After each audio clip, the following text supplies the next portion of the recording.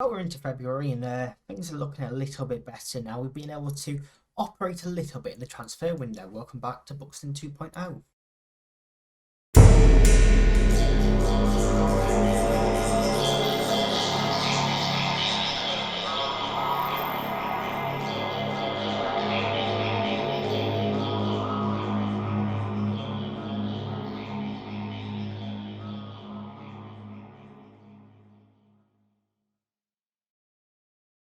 Yes, welcome back. We've made three more signings since we were last here. First of all, former Manchester United youngster Joe Hugill has come in. He hasn't actually done too much in terms of statistics. I mean, to be fair, 4 assists, 1 goal in 8 games is pretty damn good. But not quite the statistics I expected from him. Every time I've used him in past games, he's been absolutely insane. But his average ratings have been incredible, and he really has made a difference to this team. Halim Bakare Bakray has also joined us. He is a central midfielder, hasn't played yet. The 23-year-old, he just adds a bit of squad depth to the team. And Dan Barton as well, another central midfielder, can play holding midfielder. Again, hasn't played just yet, but can add, again, a lot more squad depth to the team. And he's more of a defensive sort of central midfielder if we do want to switch that ball, winning midfielder. And things have gone a lot better since we were last here. You can see we've been unbeaten since beating Hereford at the end of last episode. We beat Weymouth 3-1, 2 goals from Ethan Wheatley, one from Sam Bell, giving us the victory. Harry Wallace going for them, Nathaniel Boot sent off. Wheatley scored the 93rd minute winner to beat Leyton Orient, and he also scored an early goal this time against Doncaster alongside Blazic to win 2-1. A 1-1 draw with Barrow, James Norris penalty. Bit disappointing this one, Everton sent off in the 25th minute. We couldn't take advantage and ended up with a late equaliser thanks to a mistake by Malin. We beat Torquay 1-0, even Wheatley in the first minute this time, and we got through to the 5th round of the FA Trophy against Maidenhead, Blazic, Wheatley and Appiah scored in this one. We were 3-0 up, Stewart all scored 2. Thought it was going to be a bit closer, but we managed to hold on. 2-2 draw against Yeovil as well, Scott and Sam Bell scoring in this one, both of them equalisers. And then we beat Barnet 3-2 in the league. Ethan Wheatley hat-trick.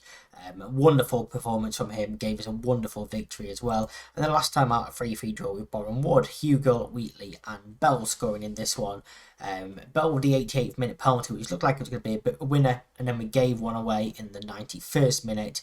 And Jason Dugin equalised. So we are now out of the relegation zone on goal difference.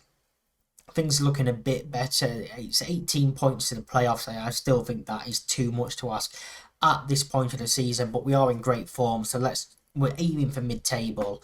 The re-signing of Ethan Wheatley has done absolute wonders. You see 11 goals in 10 games since he has returned. In all competitions, such a good player, so happy to have him back. Today we're going to play Chester in the league, and then we'll play Dorking in the FA Trophy 5th round. Chester are in 18th place, 2 points ahead of us. Big game this one for us. If we are to continue looking up the field, yes, they have a game in hand over us anyway, so a defeat here could be horrendous for us, but a victory would be so nice. And this is the team that we're going with. It's Maury Jones, Lowell, Collier, Scott, Godden, Dixon, Rowe, Blazic, McCoy, Hugill and Wheatley. You can see Hugo now is in that poacher role instead of the advance forward. Just brings a different dynamic. It's what gets the best out of him. So we'll go along with what is best for him. Chester, it's a team that we've struggled against quite often in this save.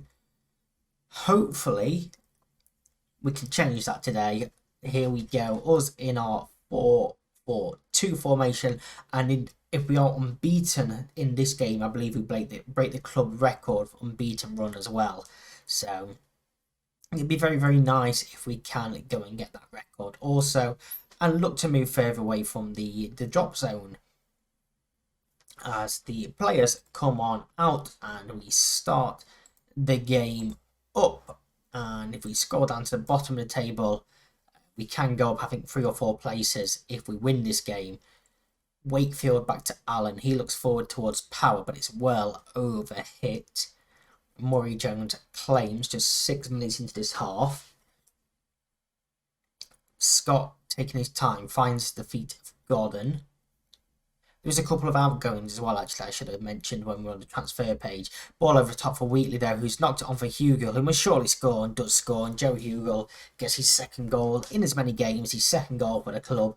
And this is more like the Joe Hugill that I've known and loved in many editions of Football Manager. Yes, I'm a Liverpool fan, and it feels a bit weird to be signing and loving a Manchester United player, but he's such a good striker on in this game, especially for, for lowered levels. Such a good player. He scores goals for fun, and the combination of him and Wheatley up top is so dangerous as well. We do have a really good team. A really, really good team. He's just putting it all together, really. His ball towards Wheatley again, who does win the header once again, but Burke this time picks it up. Turnbull now looking over the top for Power, whose first touch is great and slams it against the bar from the edge of the area. It's a wonderful finish. It's a great first touch, and unlucky really to not get the goal. As it stands, we move up into 17th place, which is very nice, and hopefully so we can go and get a few more goals, going up that goal difference. Rose ball to Dixon, who is not fouled. I thought when he gone down we'll get a penalty then, but McCoy brings it forward. He finds a cross towards Dixon, whose header is just over the bar, and again, that had been a wonderful goal to score a header from that range, but he does go over the bar. So yeah, we need to try and sort this goal difference out as much as possible. Free kick to defend Sims Burgess, dangerous position, round the wall, and what a goal that is. His second goal of the season, and the curse of Chester looks to be continuing. Joe Scott is nervous, which is surprising because he has been so crucial for us the last couple of years. He has been a leader, and we're in good form, so I don't particularly know why he is nervous and apprehensive coming into this game, but there we go. That's our job, to try and help get his mind back in the right frame. Here's Blazic turning out into defeat of Wheatley, who plays one in behind for Hugo once again. Hugo, can he get his second game? Of course he can. Joe Hugo, he was just waiting till you guys came to watch. He wanted to introduce himself in style, and doing that he is indeed. 2 goals in the opening 25 minutes of this game. Blazic did well. It's a lovely little slide roll pass. Wheatley just takes a touch, and that first ball is perfect for Hugo to run onto, who plays it over the keeper into the roof of the net, and it is 2-1 to Buxton. Instant reply. Can we get a third now? Not with a throw-in like that, we can't. Wakefield can look to bring it forward for a potential counter-attack. It's 2-on-3. It's now 3-on-3 as they get an extra man joining them. Dixon needs to be careful on that booking. Corpal's header wide of the post. And it's a very, very open game, this one. It's a very good game, I suppose, for the neutrals as well. Both teams attacking. I just wish defensively we're a little bit more secure than we have been. Collier's header. Here's Hugo. Can he return the favour to Wheatley? Can't. Collier volleys downfield. McCoy doesn't challenge for the header. Sims Burgess, who scored that wonderful free kick, plays it out to Corpal. He's going to hit one from range, but it's over the bar. It'd been a world-class goal had he scored from there. Scott and Collier and McCoy, to be fair, with a few players are all struggling for fitness. So maybe a few changes here at half-time. We do go in 2-1 up. We'll praise them. And we will bring on Marlon for Scott. McConnell for Dixon. And keep that last change. We do have a very attacking bench as well at the moment. We don't really have too many midfield options, which I probably should look to rectify, but you know, you got the likes of Bell and the likes of Turner Cook. Yeah, you know, it's hard to drop them from the team. I think Blazic will be the one that comes off for Charlie Gray.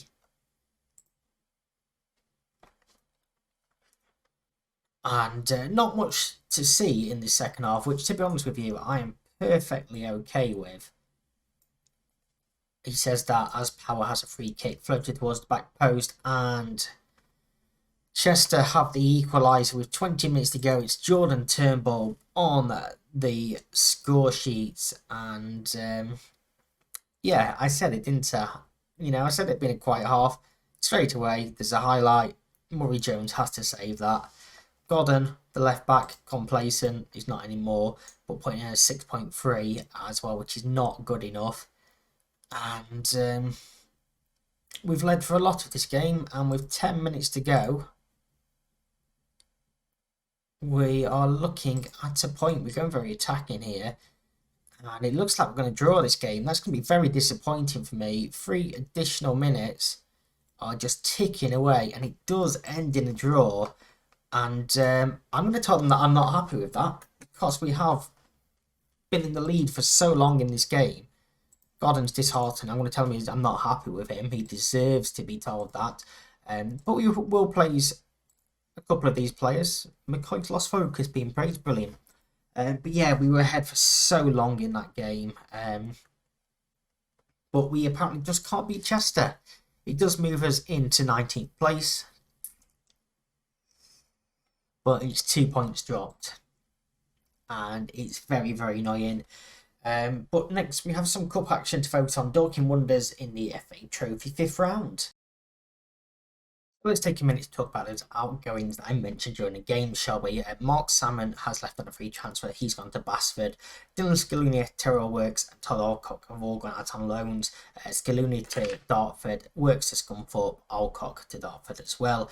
And Finley Munro has gone to Notts County for £5,000. Of course, he was a regular left back for us, but his contract was coming to an end at the end of the season. He had no intention of signing, so I'm happy we got 5k for him. And, it gives Godden a chance. And Godden will, of course, play today against Dorking in the FA Trophy. We've got Murray Jones in goal.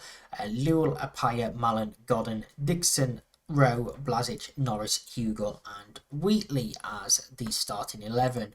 Dorking Wanderers currently sit 6th in the league below us in the National League South. But, of course, they're a decent team, Dorking, so it should be a tough-ish game, but I'm fully expecting to get through to the next round of the FA Trophy. We really are giving this competition a go this year. It'd be quite nice to, win something. I am going to tell them I expect nothing but a win, and that I expect a good performance for everyone. It hasn't held them complacent players at all. We did, of course, break the club record unbeaten streak in that last game with the draw against Chester. So let's try and extend this. Of course, 3 changes as well today. Norris coming in for McCoy at left back, and then Apaya and Marlin coming in at centre back. Purely fitness reasons. We did only play 3-4 days ago. So we do need to rotate a couple of the players in the squad to make sure they stay fit for the rest of the season. And as much as I would like to, go and have a good run in this cup,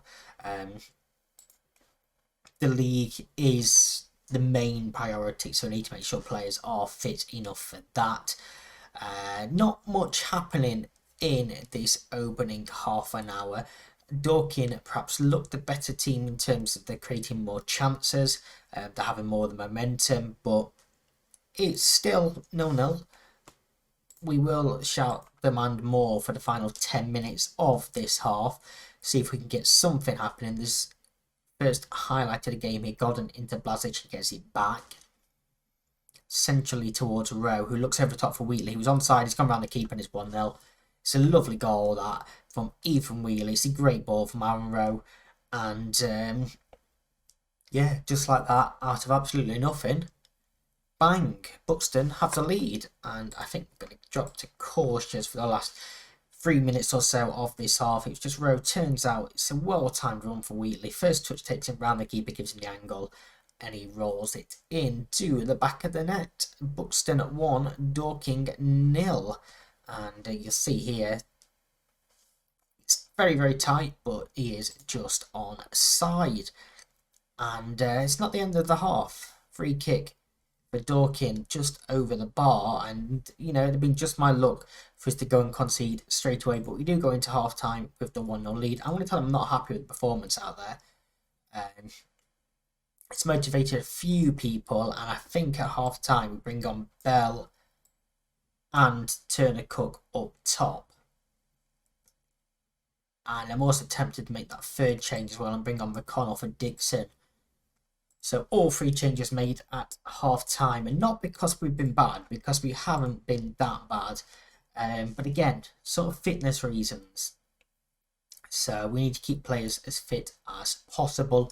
There is no extra time. Should it end in a draw, it would go to a replay. So I don't particularly fancy that. I'd much rather lose than have a replay, to be perfectly honest with you. Malen plays the ball out to Godden into Blazic. He spins and finds Godden. First time towards Bell, but intercepted. Bamba brings the ball down. Tensia in for Man. And there's a man centrally who we're not particularly marking that well. Man's ball in towards Bamba, has found him. And Sekou Bamba has levelled things up. And that is so poor defensively. And I think it is Malen. Once again, it is Malen. He just, you know, he never really gets goal side of him. He's not doing his job, and then it takes deflection, and he goes the wrong side of the man. Fair enough, a player needs to be doing better with that ball across, but yeah, Dorkin probably have the goal they deserve there. And let's berate this team. There's still far too many complacent players in this team. We're going very attacking. I really do not want a replay in this game. But Dorkin have dominated us so far. When you look at them statistics, it's so much red on there. But it looks like it's going to be second draw of this episode unless something happens with this highlight. The free kick into Man. Pulls it across to Tate, who goes back to Jenkins. Tiensia, what a goal. I mean, I know I said I'd rather lose than have a replay, but this is a team in a division below us, and they've come here and absolutely embarrassed us. And not only done that, they've ended our unbeaten run. What a goal it is. What a goal that is. And a lot of players have not performed today, and there is going to be an arm thrashing, and quite a few of these players are indeed going to know about it. We will, of course, praise the ones that have been decent, and yeah, very, very disappointing. Very disappointing to have lost that. I really did think we could have a run in this cup. 1-0 up and end up losing 2-1. It's not good enough at all. But full focus now is on the league. You can see we don't have many games left to play. So maybe sort of like Fylde and Gateshead will be the games to come back for. Sometime mid-March is where we'll come back for in the next episode. Thank you very much for watching. I'll see you then. Bye-bye.